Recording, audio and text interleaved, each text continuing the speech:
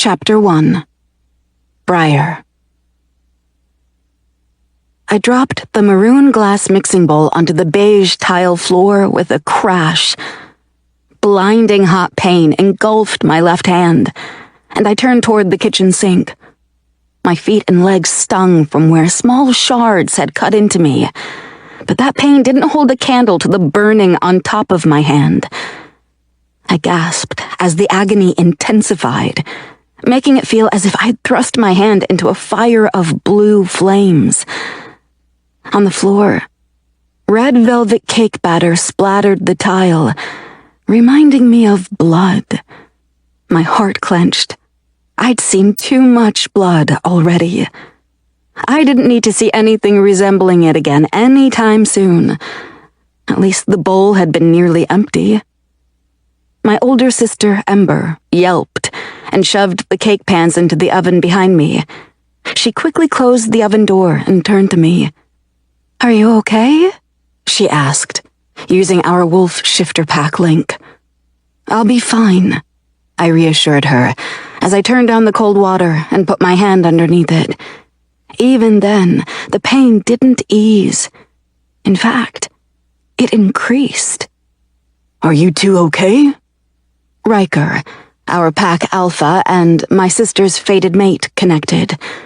"Are you being attacked?" There was a thump above our heads, from what must be him jumping out of the shower. "We're fine." I hated that I'd caused panic. Both my sister and Riker deserved a little bit of peace. That was why I'd offered to bake with her, after all. It's just, my hand is killing me. It feels as if it's on fire. Ember was at my side in an instant, her copper-red hair falling forward as she bent to examine my hand under the running water. The harsh kitchen lights made her olive skin appear pale. "Let me see." Her light green eyes narrowed with concern as she gently took my wrist. I winced as she turned my hand palm down. The water ran over my skin, but the burning sensation didn't subside. I'd never experienced anything like it before. "What the hell?" she gasped, as her fingers hovered just above something forming on top of my hand. Through the haze of pain, I followed her gaze. Black lines twisted on my skin, forming an intricate pattern, like a moving tattoo. The design looked like some kind of butterfly. The black butterfly pattern shifted before our eyes, its lines blurring and reforming. I inhaled sharply as the wings began to extend, stretching across my knuckles and down my wrist. The black ink transformed into a deep crimson that pulsed with its own light. "Ember, it's moving." I couldn't tear my eyes away. The wings elongated, curling around my wrist. The edges transformed into licking flames that seemed to dance across my skin. What had started as a butterfly was now something impossible. A fire butterfly, with flames that formed perfect wings extending from a normal body. "Riker!" Ember shouted aloud this time, her voice tight with fear. "Get down here!"